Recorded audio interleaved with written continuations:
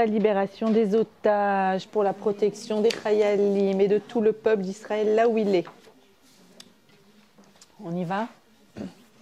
Shir Amalot, Mima'amakim Keraticha Adonai, Adonai Shim'a Bekoli, Tiyena Oznecha Kashuvot Lekol Tachanunai, Im Avonot Tishmar Ya Adonai Mi Ya'amod, Ki Imcha Slicha Leman Tivare, Kiviti Adonai Kifta Nafshi Velidvaro, Chalti Nafshi Adonai Mi Shomrim Laboker Yachel Israël El Adonai. כי אם אדוני החסד והרבה עמו פדות והוא יפדה את ישראל מכל עוונותיו.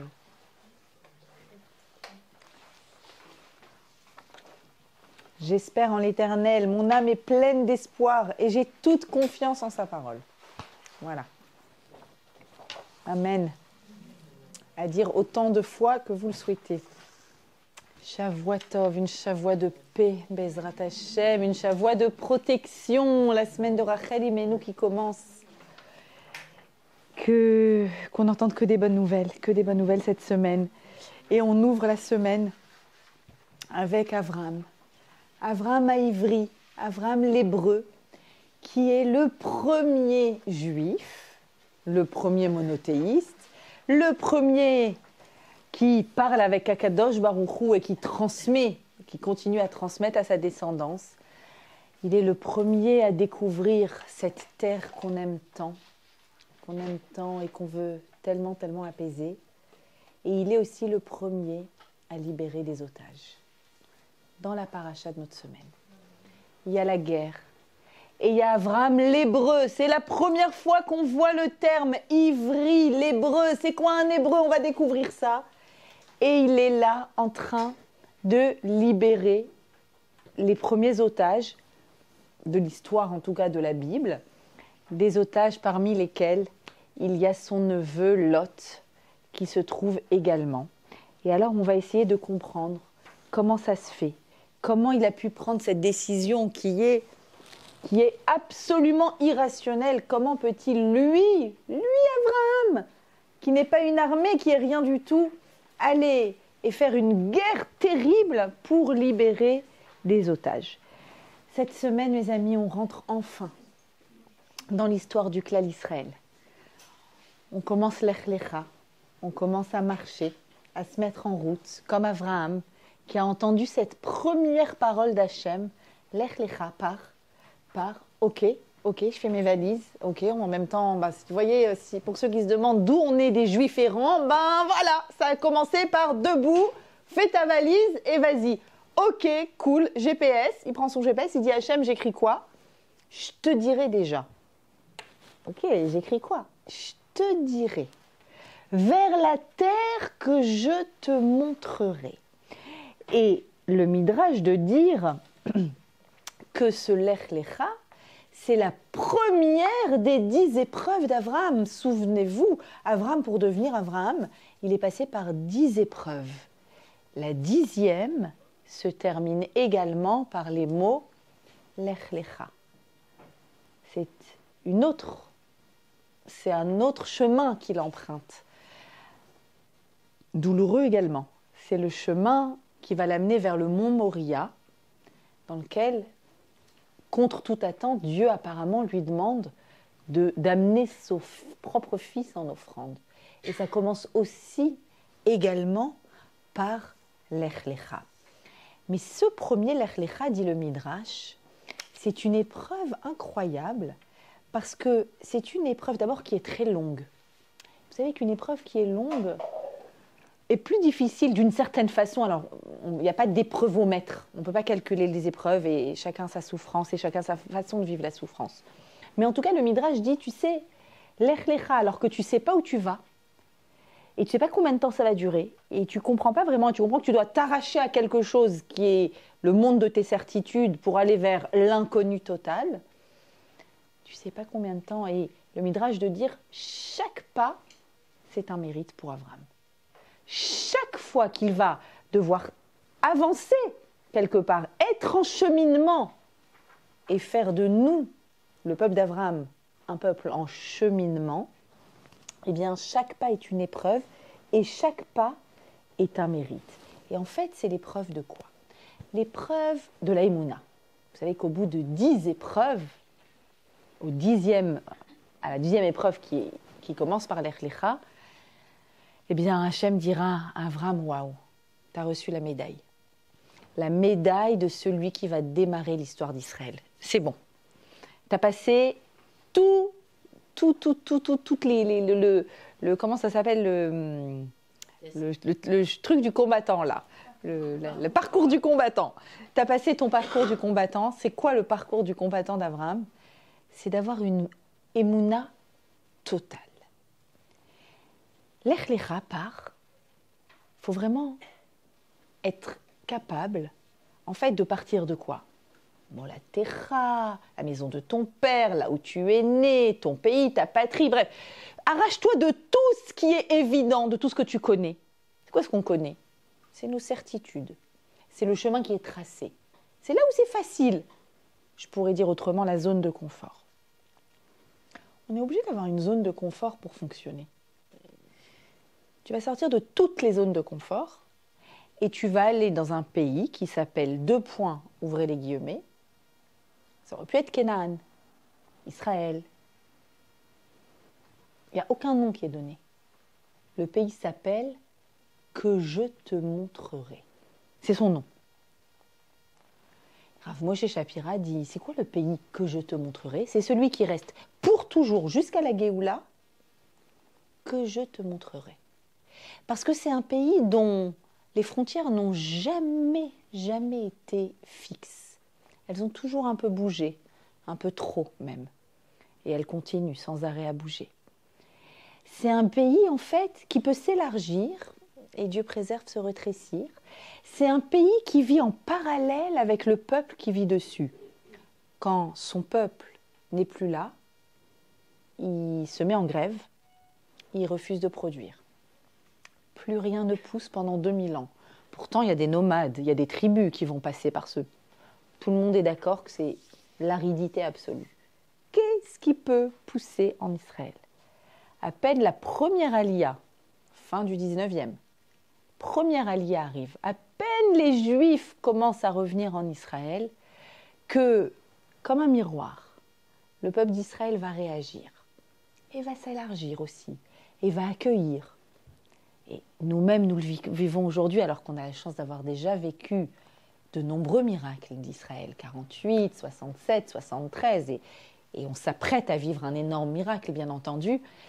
Eh bien, nous-mêmes, on le voit. Je vois d'une année à l'autre, quand j'accompagne des groupes en Israël, à chaque fois, je dis, mais je ne reconnais pas. C'est quoi ce binyan là? Ah, maintenant il y a un métro souterrain. Ah, maintenant il y a le pont... Mais à chaque fois, les constructions sont... Mais la vitesse de construction, la vitesse. Je me rappelle sur un Rav de Yerushalayim, mais dont j'ai oublié le nom, qui fait partie vraiment d'avant 48. Je crois que c'est le Rav Sonnenfeld, si je ne me trompe pas, où il y avait des bruits de marteau-piqueur à sa porte tous les jours. Et à un moment, ses élèves, il était très âgé, ils lui disent, tu ne peux pas étudier, tu ne peux pas dormir, tu ne peux rien faire. Est-ce que tu veux qu'on dise aux travailleurs d'arrêter? Il dit, non, je suis en train d'entendre le bruit de la construction d'Israël. C'est un bruit qui me fait kiffer. Marteau-piqueur, ça fait kiffer personne, à part le Rav Sonnenfeld, qui voit ici, devant lui, la prophétie de la renaissance d'Israël. Ce pays s'appelle le pays que je te montrerai, c'est-à-dire que Dieu a ses yeux figés, c'est d'ailleurs la définition du pays, le pays à propos duquel les yeux d'Hachem sont fixés dessus, du début à la fin de l'année. Hachem, il a son regard focus sur Israël.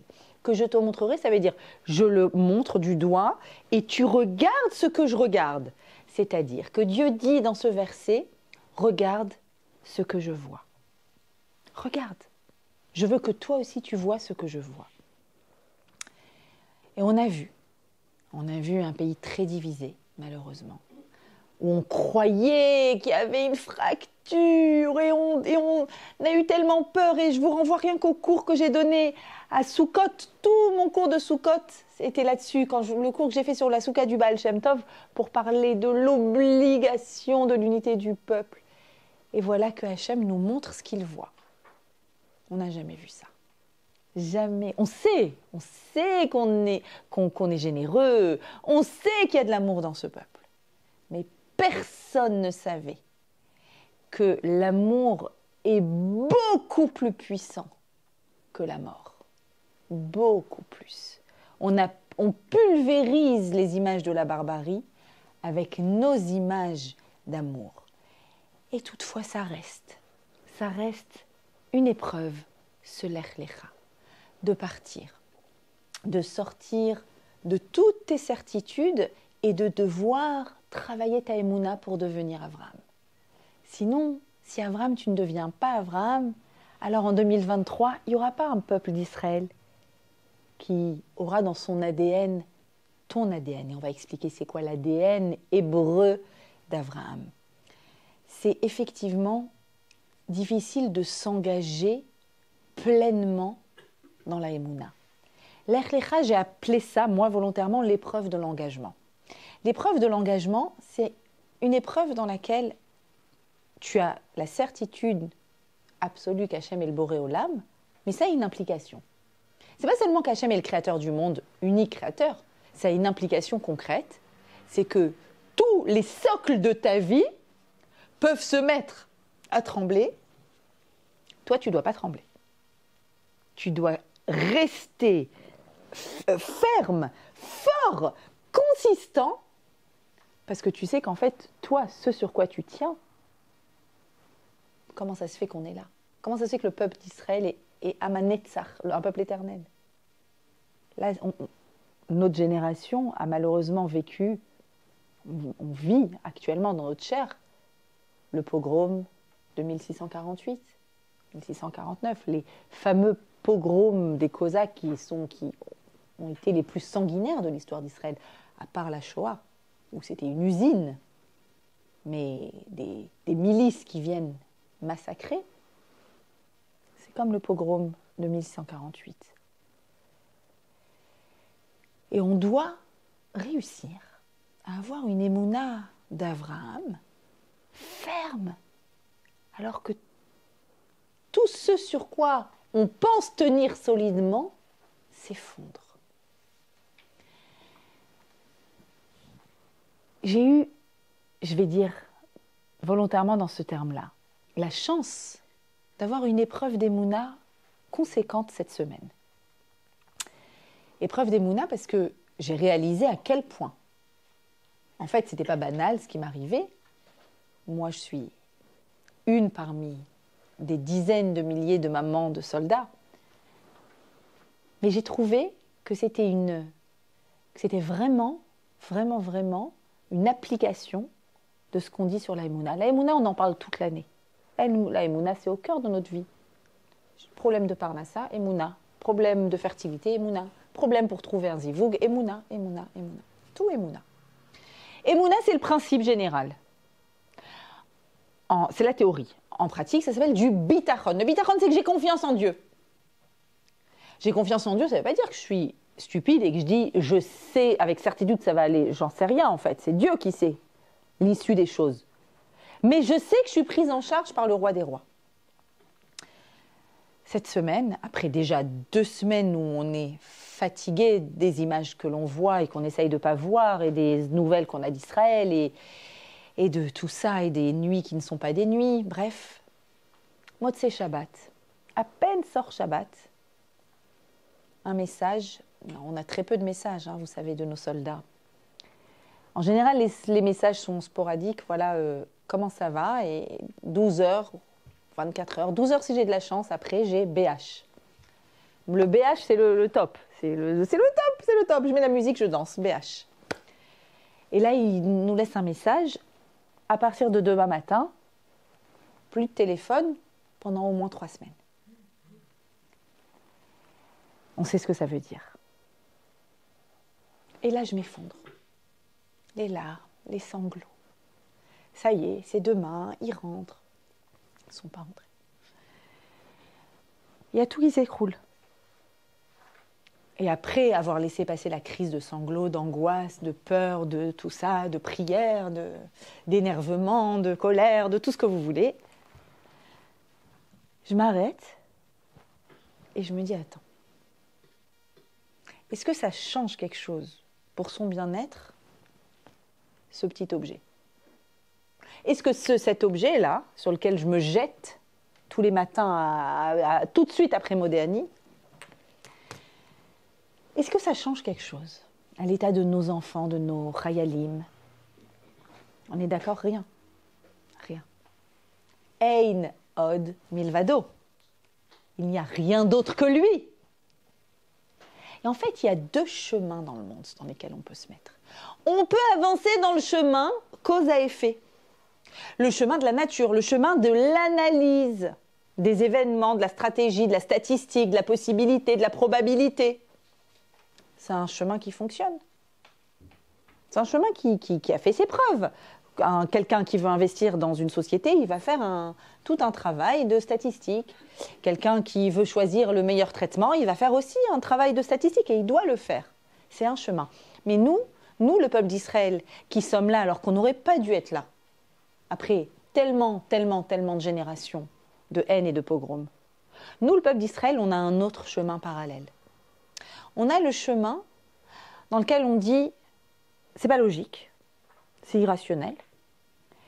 Je sais avec la certitude absolue que ce ne sont pas les conditions et la vie telle qu'elle se présente à moi, visible, quantifiable, de rapport de cause à effet, qui crée la réalité de mon existence, c'est juste toi, le maître du monde. C'est-à-dire, autrement dit, cet objet-là, le portable, il me permet de vivre dans un fantasme de contrôle, dans un fantasme de maîtrise.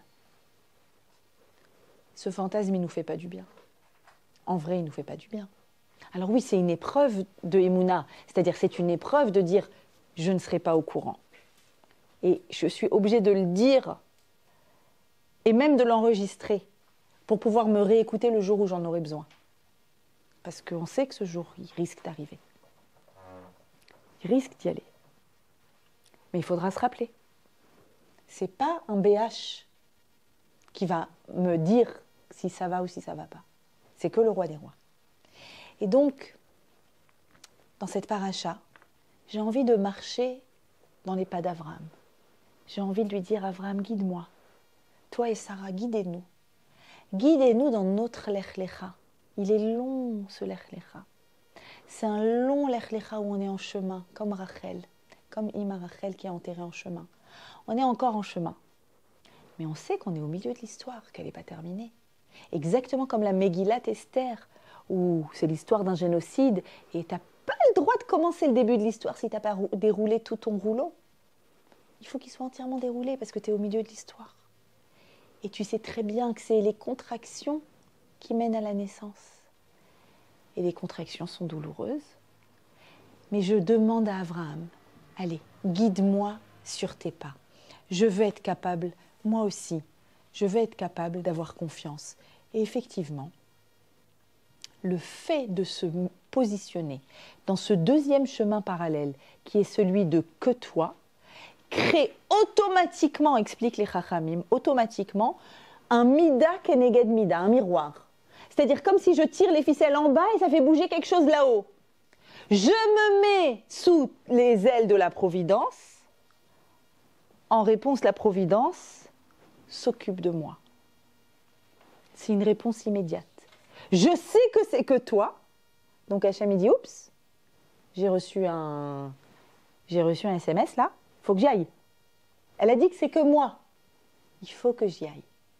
Et effectivement, c'est ce qui va se passer, on va voir, pour Abraham. Abraham se met sous les ailes de la Providence. Et il va se mettre dans une situation impossible. Vraiment impossible. Pourquoi ? Parce qu'au tout début de notre paracha, il arrive vers la terre que je te montrerai. Bon, c'est la famine, il faut encore qu'il déménage, encore une galère, il arrive en Égypte, bon bref. Et puis en Égypte, Lot qui était plutôt un enfant bien élevé, le neveu d'Abraham, il a été adopté par Abraham puisque son père est mort jeune. En Égypte, il a tourné mal. Il a tourné mal, il a découvert le luxe, la facilité, le monde de la matière. Et puis, il était plus trop in. Et quand ils reviennent d'Égypte, c'est plus le même. Et il va être obligé, Abraham, de se séparer de son neveu à contre-cœur. Mais il voit bien que ce n'est pas possible. La façon de se comporter de Lot, qui est lui aussi berger, retire de la gloire de Dieu. Et donc il lui dit, écoute, il n'y a pas de problème. Nous sommes achim anachnu, nous sommes des frères. Installe-toi ici, je m'installerai là. Mais voilà qu'éclate une terrible guerre au Moyen-Orient. La guerre des 5 rois contre les 4 rois. Et les 4 rois vont gagner cette guerre. Les rois du Nord vont gagner la guerre sur les rois du Sud.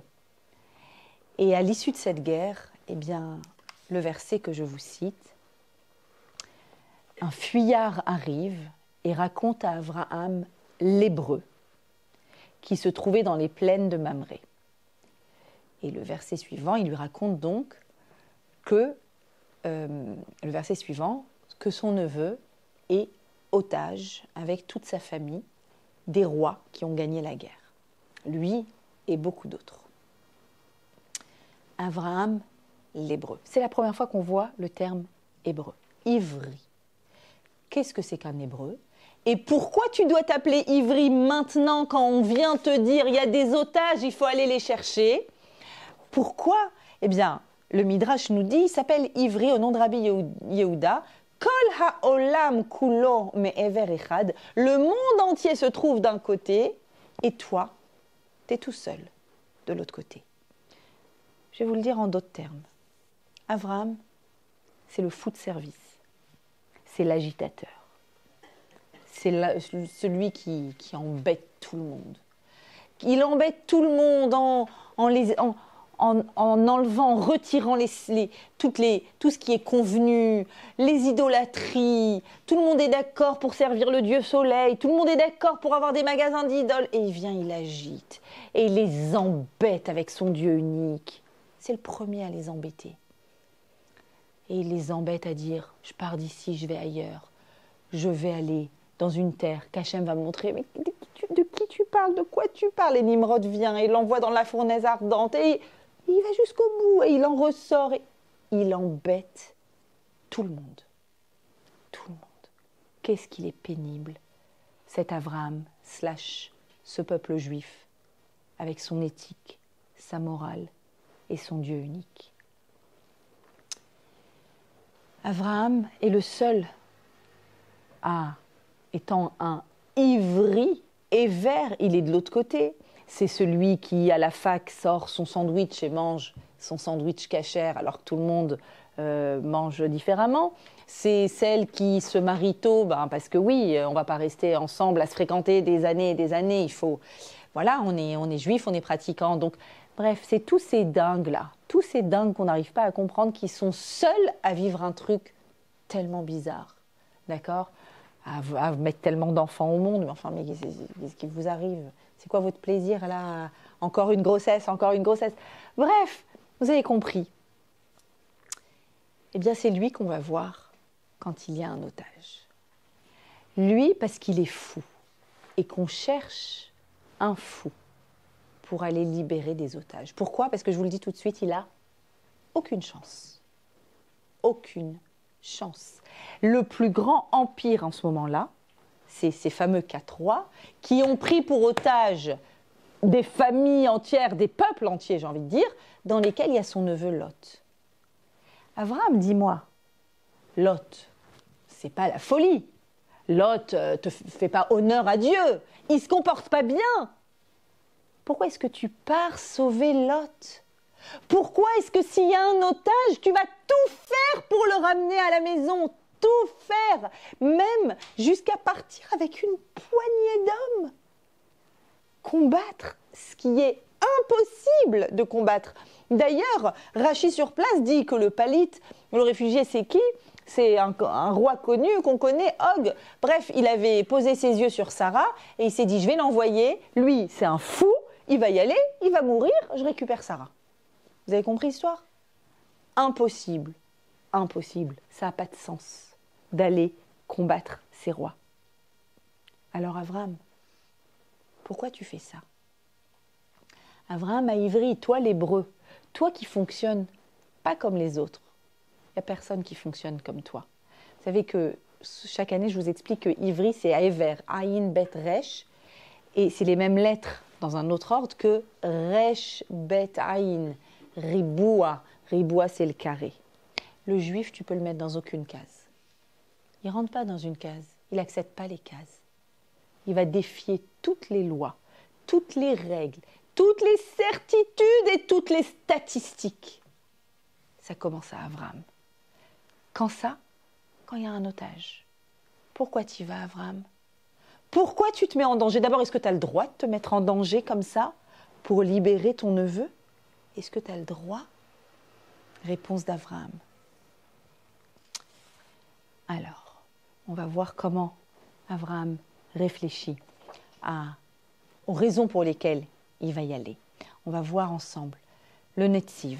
Que dit le Netziv? C'est pas une annonce quand on vient annoncer à Abraham que son neveu est captif, c'est pas une annonce triste sans utilité. Il savait très bien, celui qui annonce, qu'étant un ivri, il pouvait changer le cours des événements, même en produisant un miracle. Mes amis, c'est ce qui va se passer, Bezrat Hashem. C'est ce qui va se passer.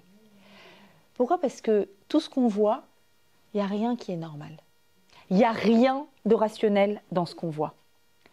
Une attaque qui arrive à Simchat Torah le lendemain d'Hoshana Rabbah. Hoshana Rabbah, c'est le moment de Chitou Madin, où est signé le jugement. On a eu le temps de fauter? Dites-moi, est-ce qu'on a eu le temps de fauter? Le peuple, je parle du peuple à l'échelle collective, est-ce qu'il a eu le temps de fauter? On était des dizaines de milliers au Kotel, dans toutes les slichot de toutes les synagogues. Je ne suis pas la seule à avoir vu ça. Alors oui, évidemment, le peuple d'Israël, le peuple juif n'est pas encore... Mais on avance. Enfin, je peux vous dire, moi, qui donne des cours de Torah, j'ai beaucoup de travail. Beaucoup, grâce à Dieu. Tout le monde veut des cours de Torah, tout le temps. C'est-à-dire que le peuple d'Israël, c'est un peuple qui avance. C'est un peuple qui se remet en question. À Rosh Hashanah, synagogue pleine. À Yom Kippour, les synagogues pleines. À Sukkot, combien de cours? Il n'y avait pas un soir de Sukkot où je suis restée chez moi, il y avait des cours partout, tout le temps. On a eu le temps de fauter? On n'a pas eu le temps de fauter. Donc, dit Rav Osher Weiss, Ze Inyan Eloki. N'essaye même pas de comprendre. C'est comme les questions sur la Shoah. N'essaye pas de comprendre. Pourquoi on passe par ces contractions-là? Je ne sais pas. Qu'est-ce que je sais par contre? Je sais qu'on va devoir faire quelque chose qui semble impossible. Je sais qu'on tremble pour nos maris, nos enfants qui sont là-bas, sur le front. Je sais que le nombre de livres de Teilim qui sont lus est incroyable. Je sais que les histoires de Gvoura, vous savez que pendant... là, on est juste après, mais des livres entiers seront écrits sur l'héroïsme des gens ce jour-là. Des livres entiers seront étudiés par les enfants dans les écoles, je peux vous assurer. C'est hors du commun, mais vous avez dû tous les lire autant que moi. Si c'est ce Baruch Cohen qui a perdu sa jambe, mais qui a sauvé un kibbutz entier tout seul, le kibbutz Magen. Si c'est Shlomo qui est un grand-père, Shlomo, je ne sais pas comment, je sais plus comment il s'appelle, Ron, qui est ce grand-père qui fait croire qu'il est le seul dans sa maison, qui s'assoit, qui les met tous en sécurité et qui meurt seul pour sauver toute sa famille. Ou si c'est ce commando improvisé d'Elchanan Kalmenson qui sort de Simchat Torah tout seul avec son pistolet, avec sa calache, avec son neveu et son frère, et qui eux seuls ont sauvé 100 vies entières. On est dans quelque chose qui est hors norme. D'accord? Il faut bien qu'on comprenne qu'on est en train de lire l'histoire de la Géoula d'Israël. Et dans l'histoire de la Géoula d'Israël, il y a des moments douloureux. Mais c'est l'histoire de la Géoula. Et quand on voit, moi je me dis, franchement je me pose la question, les journalistes qui arrivent là-bas, quand ils voient, je ne sais pas, mais s'ils voient comme nous, les barbecues, des chayalim, hein, des soldats, tous les chanteurs qui vont chanter dans toutes les bases, on les voit tous en train de faire des Kabbalat Shabbat ensemble, dedans, ils sont tout le temps en train de danser et de chanter, les amis. Qu'est-ce qu'ils se disent? Je me pose vraiment la question. Qu'est-ce que se disent les journalistes non juifs qui savent qu'on a assisté à la pire des barbaries, qui voient la totalité d'un pays, 130% de personnes qui sont à l'armée, et la totalité d'un pays qui s'arrête pour s'aider les uns les autres. Pas qu'un pays, sans parler de tout ce qui se passe à l'extérieur d'Israël. Qu'est-ce qu'ils se disent? On est en train d'assister à quelque chose qui est hors norme. C'est ça qu'on doit avoir en tête, qui dépasse l'entendement. Certainement pour qu'arrive quelque chose d'immense. Tous ceux qui étaient des Hébreux, il n'y a pas beaucoup de fois écrit le mot hébreu dans la Torah. À chaque fois qu'un Hébreu arrive, et là c'est l'Hébreu qui vient libérer l'otage, à chaque fois qu'il y a un Hébreu, il y a une situation que personne ne comprend. Là, on l'envoie se faire tuer pour récupérer sa femme. Et en fait, dit le Netziv, sans miracle, rien n'aurait pu se passer.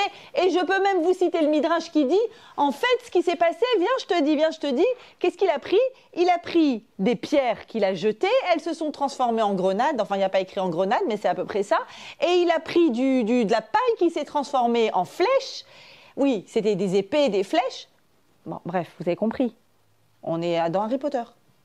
Vous avez compris. On est hors norme, mais ce qu'on vit, c'est hors norme. C'est hors norme. Qui sont tous les Hébreux? Après Avram, le prochain Hébreu, c'est qui? Yosef. Yosef, quand il est dans la prison, vous vous rappelez qu'il est accusé d'un viol qu'il n'a pas fait? Qu'il a déjà été vendu par ses frères? On vient lui raconter un rêve qu'on a fait à l'Hébreu. Yosef à Ivry. Maintenant, le dialogue dans la prison, ça donne quoi? Ah, salut toi, t'es à nouveau? Moi, j'ai fait crime de lèse-majesté, j'ai fait du vin, il y avait une mouche dedans, t'imagines la honte? Ah oui, et toi? Bah moi, j'ai fait du pain, et toi? Et toi, Yosef? T'as un accent bizarre d'ailleurs. Toi, pourquoi t'es là? J'étais très haut placée dans la maison du Premier ministre, et il y a une femme qui m'a fait des avances, et j'ai refusé. What? C'est ça qui... Oui, c'est ça. J'ai refusé. Mais attends, mais... Enfin, il y a une raison. Non, j'ai refusé.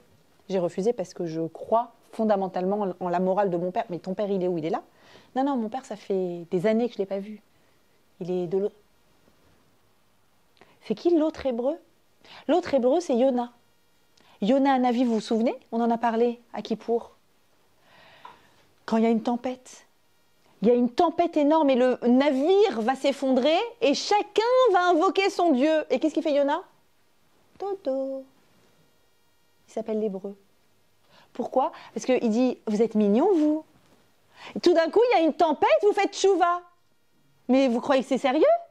Et on ne fait pas tchouva quand il y a une tempête et qu'on va mourir, on fait tchouva parce qu'on fait tchouva, parce qu'on se connecte à Hachem. Ah, j'ai oublié de vous parler. Les femmes hébreux, Nashim Ivriot, dit la Torah, en Égypte. Vous savez lesquelles? Celles qui ont entendu Paro qui disait « À partir de maintenant, je tue les bébés garçons », elles ont dit « Lol, je vais en faire plus. » Les filles, les copines, on se met d'accord? Baby boom. Allez, go baby boom. C'est ça les Hébreux. C'est ça. C'est ça les Hébreux. Les Hébreux, c'est ceux qui maintenant, là, quand je vous parle, ils sont dans leur base, en train de s'entraîner, en train de remercier Akadosh Baruch Hu d'avoir la chance d'être là pour sauver Am Israël et Eretz Israël, en sachant pertinemment ce qui s'est passé. Et pas, croyez-moi, même si au début il y avait peut-être un esprit de vengeance, je crois qu'aujourd'hui, c'est pas du tout ça. Aujourd'hui, beaucoup de personnes nous disent que ça ressemble à la guerre de Kippour. Moi, je crois que ça ressemble plus à quoi? À la guerre d'indépendance. On est en train de lutter pour notre survie, pour la survie du peuple d'Israël. Et quand on lutte pour la survie du peuple d'Israël, ça donne des forces incroyables. Ça donne la force à Abraham d'aller vraiment sauver l'otage Lot.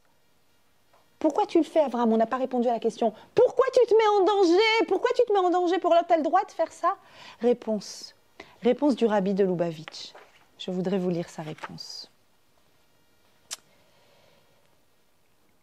il dit comme ça. Deux formes de dons. Yesh Adam she'oseh chesed mitzad hagdula. D'accord? Il existe des personnes qui, quand ils font du chesed, quand ils sont généreux, quand ils vont vers l'autre pour l'aider, c'est parce qu'il y a quelque chose à l'intérieur d'eux de débordant, de très grand. D'accord? Vous savez que Abraham, c'est Amoud HaChesed. Il représente la générosité, il représente le don. C'est la première des midotes, ok? Alors, ces personnes-là qui font beaucoup de chesed, c'est qui? Ou Ashir Mouflag, c'est des gens extrêmement riches et ils ont un sentiment, un immense sentiment à l'intérieur d'eux, ce sentiment d'exister est encore plus fort, ils se sentent encore plus existants et consistants quand ils donnent. Des gens qui ont des grands moyens grâce à Dieu, et ces moyens sont débordants à l'intérieur d'eux, et ils se sentent vraiment, au niveau existentiel qu'ils existent quand ils donnent. Cette base-là, c'est une base de don où les tpachet yoter, c'est-à-dire qu'ils s'étendent encore plus. Quelque part, il dit, ce qu'il est en train de dire, c'est que c'est un don magnifique, un don est toujours magnifique. Mais quelle est l'origine de ce don? C'est un peu l'ego. C'est mon ego a besoin de donner. J'ai besoin de m'étendre, j'ai besoin. Et on a tous ça en ce moment. On a besoin de donner. Et c'est magnifique. Mais il y a un autre besoin de donner en ce moment que nous avons tous à l'image d'Abraham. Le chesed d'Abraham, ce n'est pas un don parce que ça déborde. Ce n'est pas parce que j'ai trop besoin de donner à l'autre, c'est pas ça. Écoutez bien, c'est quoi? Et Tzel Abraham, le chesed, c'est mitzad du côté Anochi Afar va faire. Vous vous souvenez qu'Abraham a dit, et moi Hachem, waouh, tout ce que tu m'as donné, je suis poussière et cendre. En d'autres termes, je suis rien. Abraham, il a une humilité incroyable. Je suis rien et tu me donnes.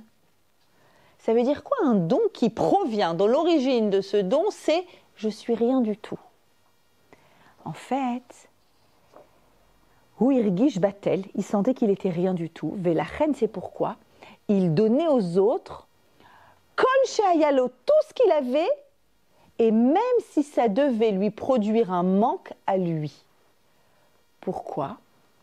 Parce que ce que se dit Abraham, moi qui suis rien, j'ai la chance de vivre, la chance de ceci ou de cela. Pourtant, je suis rien. Lui, il l'aura pas. C'est possible qu'ils n'aient pas. Il faut que j'aille leur donner. C'est-à-dire, ce qu'on est en train de dire ici, c'est exceptionnel. Abraham, il est en train de nous dire que s'il ne va pas sauver Lot, l'otage, il n'est plus Abraham. Il n'est plus Abraham. Qu'est-ce qui lui confère le titre d'Avraham Avinu? Vous savez que dans la première bracha de notre Amida, on finit la bracha en disant Magen Avraham, Hachem, protège Avraham. Quoi Avraham? Protège la Mida, la qualité d'Avraham. Quelle qualité? Le chesed. Que dans notre ADN, il y ait le chesed d'Avraham. Pourquoi? Parce que c'est un double chesed. Il y a le chesed débordant, qui est magnifique, et il y a un chesed à un niveau extrêmement supérieur, celui d'Avraham. C'est pas parce que je déborde que je donne à l'autre. C'est parce que je me sens tellement rien que je ne peux pas supporter, moi qui suis rien, j'ai, et l'autre, il n'a pas. Quoi, les familles du Sud, elles n'ont pas, et moi, j'ai? Pourquoi moi, je mériterais plus qu'eux?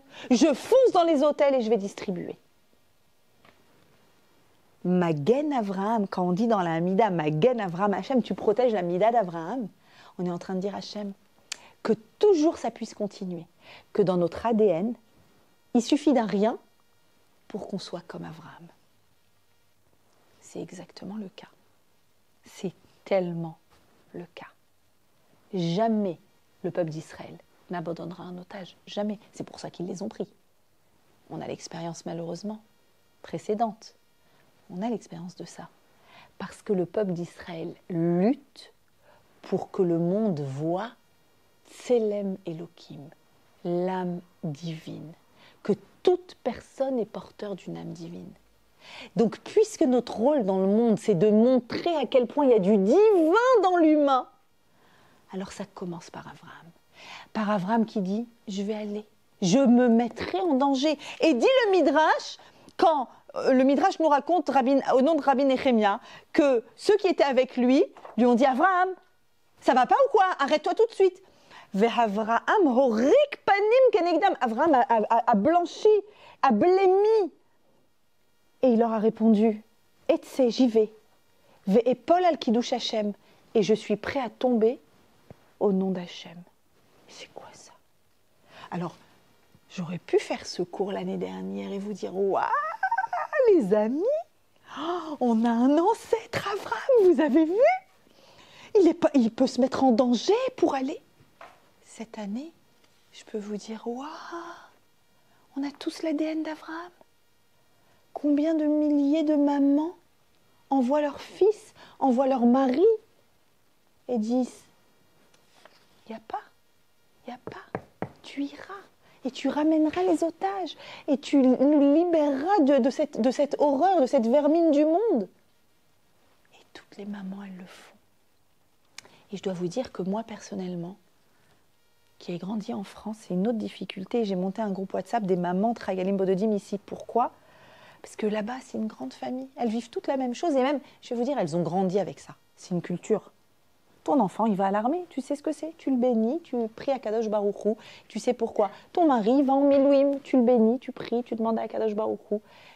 Ça reste extrêmement dur. Mais ce que je veux dire, c'est une grande famille qui fait ça.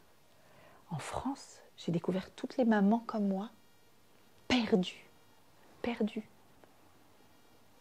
On fait quoi? Comment on fait, voilà, quand on n'a plus, quand c'est que la Emouna? Ah, justement, voilà, c'est maintenant que ça commence, la Emouna. Ton frère Rebecca, Zichrono Livracha, que toutes ces personnes-là, et combien qui sont tombés, ont été des héros, ils ont à l'intérieur d'eux cette capacité à dire quoi? Mais si je fais pas ça, parce que chacun de ces giborim, chacun de ces héros, on se dit, mais t'étais à la synagogue à Otniel, c'est 2 heures de route, à Simchat Torah, pourquoi t'es allé? Mais si je vais pas, je suis plus un hébreu, je suis plus un juif. Si j'y vais pas, je n'ai plus l'ADN d'Avraham Avinu. Ils l'ont tous et toutes, tout le monde.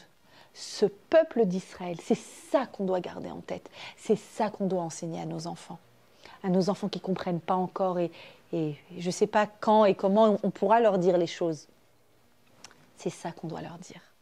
Quelle beauté, quelle merveille d'avoir ces 2 formes de dons à l'intérieur de nous. On a besoin des 2, de ces 2-là. Et au lieu, la Mouna nous enseigne, au lieu de dire, de raconter à Hachem, oh comme elles sont grandes mes souffrances. Le début de la guerre, c'était, enfin le début de la guerre, oui. Le début de tout ça, c'était ça, les tfilotes. Hachem, oh là là, comme on souffle. Et après, je lui ai dit, non. J'ai moi-même écouté des cours et je me suis dit, il faut que je renforce ma Emouna, on n'arrête pas. Toute notre vie, on doit renforcer notre Emouna. Et après, je me suis dit, non, c'est bon, ça y est, j'ai compris.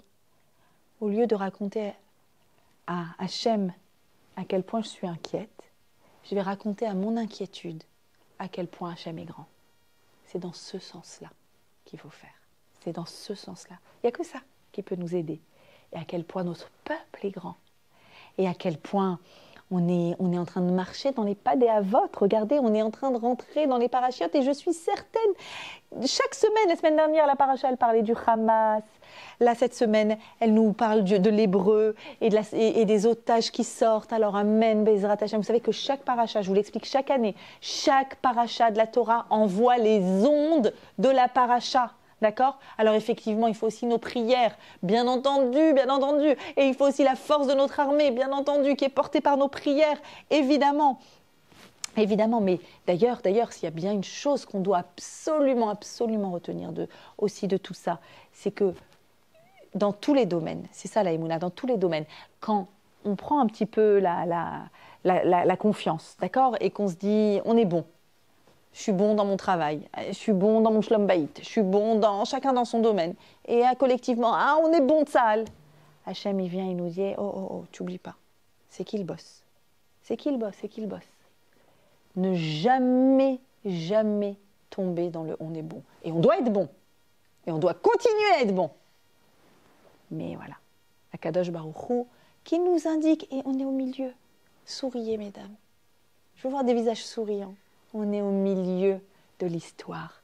Akadosh Baruch Hu va nous montrer, va nous inviter à la Géoula. Et encore plus, je voulais vous dire, encore plus cette semaine. Je me suis dit, waouh, c'est la semaine dans laquelle il y a un tel potentiel de Géoula. Pourquoi ? Parce que nous sommes dans la semaine de Rachel Imenu. Je voudrais juste vous dire quelques mots sur Rachel, parce qu'elle est au cœur de tout ce qui a trait à la Géoula. Cette semaine, mercredi soir, jeudi, Iloula de Rachel Imenu. Si vous voulez un vrai cours sur Rachel Imenu, je donne mercredi soir à Neuilly. Vous êtes les bienvenus. Et d'ailleurs, on va essayer de mettre à l'honneur les mamans Trayalim. J'ai demandé aux mamans Trayalim de venir et on va essayer vraiment de les réconforter, de leur donner des forces, de les entourer, parce que c'est ça qu'on a envie. De quoi on a envie en ce moment ? Des câlins. Des gros câlins collectifs. C'est ce qu'on va essayer de faire, si Dieu veut. Rachel Imenu, qui est partie le 11 Rejvan. Comment ? En donnant la vie à Binyamin. Enterré où ? Vous le savez, en chemin. Pas jusqu'à la... Pourtant, c'est pas loin. Si vous connaissez la géographie de Bethléem jusqu'à Hebron, c'est pas loin. Il aurait pu le faire dans la journée. À dos sur une charrette, il aurait pu le faire dans la journée. Et vous savez quoi ? Bethléem, c'est la banlieue d'Yerushalayim. C'est même pas dans Jérusalem. Vous connaissez le chemin. Quand on est à Yerushalayim, GPS, Rachel Imenu, j'adore faire ça. C'est un truc que j'aime faire, c'est prendre mon GPS quand je suis à Yerushalayim et écrire dessus Rachel Imenu. Et mon GPS m'amène chez Rachel Imenu. Alors attention, petite erreur qu'on a faite une fois. Un jour, il nous a amené à Rachel Imenu, Rechov Rachel Imenu, ça existe aussi. Ne pas se tromper. Voilà, il faut bien écrire. Mais pour vous dire avec quelle candeur et avec quel amour on a amené les enfants, c'était cet été, on leur a dit, on va chez Ima Rachel et on a écrit Rachel Imenu dans le GPS. C'est une chance de pouvoir écrire ça. Pendant 2000 ans, ils rêvaient d'avoir un GPS et d'écrire Rachel Imenu. Bon, comme on a écrit Rachel Imenu et pas Kever, on a tellement l'impression qu'elle est vivante et qu'elle est là, qu'on écrit dans le GPS Rachel Imenu. Où tu vas ? Bah, je vais chez maman, c'est tout. Il fallait écrire Kever Rachel Imenu, effectivement, et en 10 minutes, on y est. En 10 minutes. Derech Bethléem, clac, en 10 minutes, on y est. Rachel, elle est enterrée en chemin. Et elle est morte en chemin en train de donner la vie. Et c'est un petit peu toute son histoire, en chemin vers la choupa. Et pas de choupa, finalement, Lavan la trompe et aimait sa sœur. Et en chemin pour devenir maman, mais non, elle est stérile, elle n'est pas maman. Et quand enfin elle est maman, et elle a Yosef, elle demande à avoir un autre, Yosef li ben Acher, que j'en ai un autre, hop, en chemin, à 36 ans à peine. Tout en chemin, et enterrée en chemin. Et en chemin en train de donner la vie, comme si pour l'éternité, elle est dans un accouchement éternel. Elle est encore en train de nous accoucher. Ima Rachel. Pourquoi Rachel, c'est Ima Rachel ? Je pourrais dire Ima Léa, Ima Sarah, elles sont Imaot. Mais Rachel, c'est Mama Rachel. C'est Mama Rachel.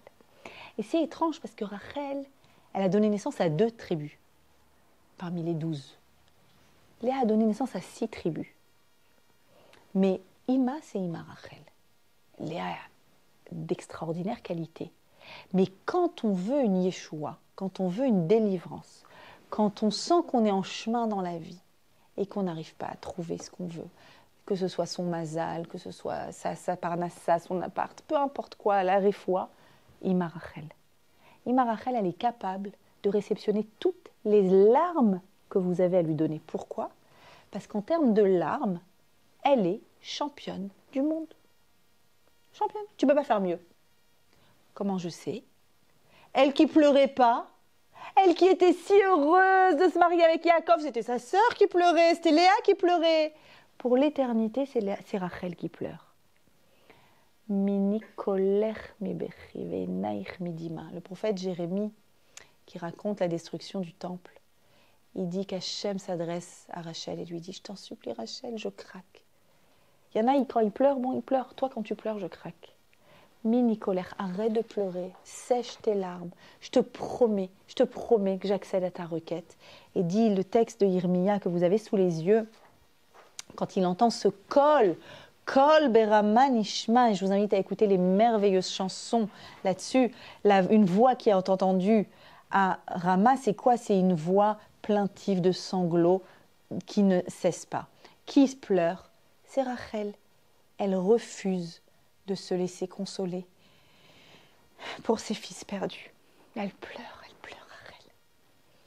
Et c'est Hachem qui lui dit, ça y est, arrête de pleurer. Je te promets, ils reviendront. Ils reviendront. Les otages reviendront de la terre des ennemis. Yesh tigva le achariter. Il y a un espoir pour, à la fin, Acharit. On est à Acharit. C'est maintenant Acharit Ayamim. La fin, il y a un espoir. Écoutez. Veshavu banim likvulam. Ils reviendront tous en bonne santé dans leurs frontières. Pourquoi Rachel est si forte? Pourquoi est-ce que nous, nos pleurs, doivent se coller aux pleurs de Rachel? Et je vous en prie, mercredi soir, vous allumez la bougie. Et vous pleurez tout ce qui vous reste comme larmes, s'il vous en reste.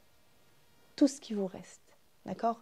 Rachel, la gematria de Rachel, c'est 2 fois dim'a, 2 fois larmes. À chaque larme que je verse, Rachel, elle se met à côté de moi, elle dit, tu pleures pour la même chose que moi, je pleure avec toi. Viens, on pleure ensemble. Et c'est moins douloureux quand on pleure avec Rachel. Pourquoi la voix de Rachel, Kol berama? Je voudrais vous dire un mot sur ce Kol. Le Kol de Rachel, le son de Rachel, nous fait étrangement écho à un son qu'on a entendu qui s'appelle Kol Shofar. Il y a exactement, le jour de la Hiloula de Rachel, c'est il y a exactement 41 jours, que devait sonner le Kol Shofar, le son du Shofar. 41, Gematria, 41 c'est la valeur numérique de M. C'est la Ima, cherchez pas. S'il y en a une qui s'appelle Ima, c'est elle. Quel que soit ton problème, elle est ta maman. Elle te dira, j'ai vécu pareil que toi, ma chérie, et je peux pleurer avec toi. 41 jours avant, il y avait un Kol, le Kol Shofar. Enfin, il aurait dû y avoir un Kol. Parce que cette année, Rosh Hashanah est tombé Shabbat. Et on m'a dit, je n'ai pas vérifié la source. Mais on m'a dit que quand le premier jour de Rosh Hashanah tombe Shabbat, et donc on n'a pas le droit de sonner du chauffard parce qu'on a peur que quelqu'un le porte, etc. Bref, pourtant c'est une mitzvah de la Torah. Mais on l'a fait le 2e jour, pas le premier. Et on m'a dit comme ça que les années où on ne sonne pas le chauffard sont soit des années extraordinaires, soit des années très difficiles. Là, c'est une année difficile qui est en train de devenir extraordinaire, si Dieu veut, Bezrat Hashem. C'est-à-dire que ce n'est pas possible qu'il n'y ait pas le Kol du chauffard. Mais à la place du Kol du chauffard, on a une session de rattrapage. Le Kol de Ima. C'est un Kol qui fait craquer Hachem, comme le Kol du chauffard. Vous savez que le Kol du chauffard, c'est quoi? C'est un Kol où Hachem, c'est écrit comme ça, qu'il se lève du siège du din, de la rigueur, et il s'assoit sur le siège de la miséricorde. Le son du chauffard, c'est quoi? C'est le son d'un sanglot. C'est le son d'une respiration. C'est le son du Tselem Elohim. Regarde Hachem, je suis faite à ton image. J'ai une respiration. Je peux fabriquer des mots. Je peux créer des liens. Je peux aimer. Je peux donner. J'ai l'ADN d'Abraham. Je peux faire comme lui. Donne-moi la vie encore un an. Regarde Hachem, tu verras ce que je vais faire. On n'a pas pu faire ce son le jour de Rosh Hashanah. Alors on a une session de rattrapage, là, mercredi soir et jeudi, de pouvoir pleurer, le même son que le chauffard, de sangloter. On aura Rachel avec nous, et de dire à Hachem, Hachem, tu nous as promis que si Rachel, elle pleure, tu craques. Tu craques. Et tu promets que les enfants reviennent à la maison. Et tu nous promets la paix. Pourquoi si Rachel, elle pleure, Hachem, il craque? Je vous ai mis le texte de Rashi et le texte du Maharal. Parce que Rachel, c'est celle qui Et Yaakov savait qu'il devait l'enterrer en chemin, elle dont toute la vie était un cheminement vers, parce que notre vie à nous, on l'a dit au début du cours, c'est une vie de lech lecha. C'est une vie dans laquelle on ne doit jamais s'arrêter d'avancer. Vers où? Lecha, à l'intérieur de toi. Connecte-toi un peu plus à toi. Qui, toi? Le Tselem Elohim, l'âme divine qui est à l'intérieur de toi. Ça n'existe pas un juif qui n'est pas croyant. Ça n'existe pas. Des fois, c'est caché par beaucoup de couches de poussière, mais ça n'existe pas un juif pas croyant. Lech Lecha, va à l'intérieur de toi. Découvre à quel point ton âme est une âme pure et brillante. Et du coup, Rachel qui est celle du chemin, et celle qui s'occupe de nous qui sommes en chemin, qui mieux qu'elle pour dire à Hachem, Hachem, t'as vu? Hachem, est-ce que t'as vu ce qu'ils ont fait le lendemain du 7 octobre, tout de suite, tous, où qu'ils soient sur la planète, est-ce que tu as vu ce qu'ils ont fait? Ils ont utilisé l'ADN d'Avraham, Magen Avraham. Ils l'ont utilisé pour faire sortir ce qu'il y a de plus beau en eux. Et je vous pose une question. En fait, on est qui? On est le peuple divisé, fracturé de l'année dernière? Ou on est le peuple magnifique, merveilleux qu'on est en train de voir? En fait, on est ce peuple merveilleux si on choisit de l'être. On peut tout être. Mais si juste on fait le choix d'Abraham, mais c'est un choix qui est passé, le choix d'Abraham, donc de ce chesed-là, du don à l'autre. Pourquoi? Parce que je ne vois pas pourquoi moi j'aurais, lui, il n'aurait pas. Je veux qu'il ait. Ce choix-là, cet ADN-là, qui le représente en galoute? Qui le représente quand on est en exil? Ima Rachel. Pourquoi Ima Rachel? Parce qu'Ima Rachel, elle a fait exactement pareil. Elle a dit, jamais j'obtiendrai un mariage sur le compte de quelqu'un qui a honte. Jamais. Ça ne s'appelle pas exister pour moi. Et c'est impossible, c'est ça que Dieu me demande. Pourquoi cette horrible Lavan trompe tout le monde et est tordue?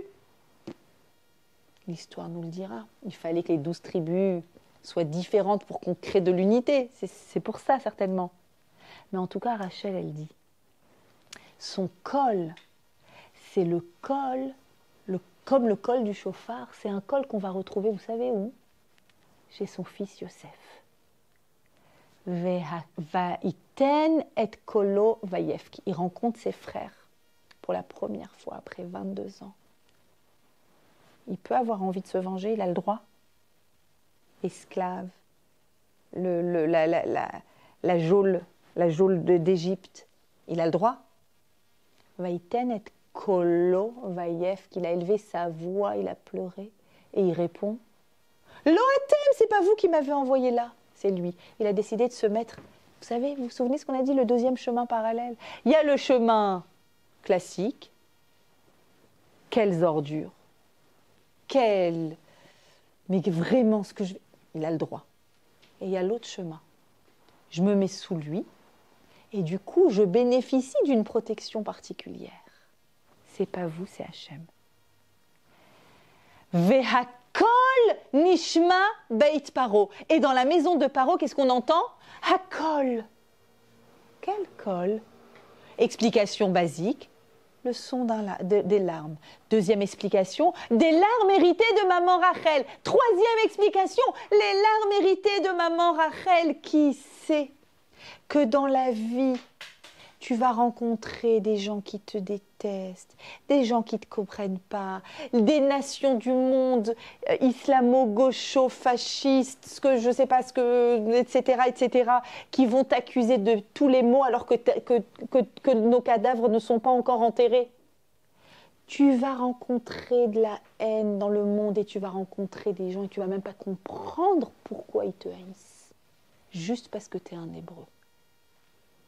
Mais je t'en prie, mon fils Yosef, rappelle-toi, tes frères, le shalom. Avec tes frères, le shalom. Vous devez être en paix. Et donc, il va avoir cette force. Et il va nous la transmettre. Et Ima Rachel, quand on était sur les bords du fleuve de Babylonie, qu'on avait des chaînes aux pieds et aux mains, que Nebuzaradan était en train de nous amener otages esclaves, on s'est arrêté sur les Al-Narod Bavel. Sham yashavnu gam bachinu. On pleurait bezocheinu Étienne en se souvenant de Tzion. Et on s'est arrêté. Et on a vu la tombe de Rachel. Et Rachel est allée voir le trône céleste et elle a dit en sanglots, tu te rappelles de mon sanglot? Tu te rappelles comment je suis capable de faire un pas de côté? Tu te rappelles d'Abraham qui lui aussi fait un pas de côté pour aller sauver Lot alors qu'il n'a aucune chance? C'est cet ADN qu'ont mes enfants, je le jure, ils ont cet ADN. Ça suffit pour qu'ils reviennent à la maison? Ça suffit. C'est bon. Par le mérite de cet ADN-là, ce qu'on voit partout, par ce mérite. Veshavu banim ligvulam. Je t'assure, Rachel, qu'ils reviendront. Je t'assure. Amen, Bezrat Hashem. Par le mérite de Rachel Imenu, par le mérite de votre Limut Torah, par le mérite des milliers d'heures de Teilim, les milliers d'heures. J'ai un neveu qui a un syndrome autistique. Et mon frère m'a envoyé une photo de lui. Et il m'a dit, ça fait 2h30. Il a 12 ans, mais c'est un enfant, on va dire un enfant particulier, un enfant spécial. Ça fait 2h30 qu'il n'a pas bougé de son livre de Teilim, qu'il dit sans s'arrêter pour protéger le peuple d'Israël. Il y a un peuple plus beau que ça dans le monde. Merveilleux. Je sais qu'Hachem nous regarde, il nous prend dans les bras, il nous dit « Waouh, je vous aime trop ». La Géoula, elle arrive. Amen. Amen.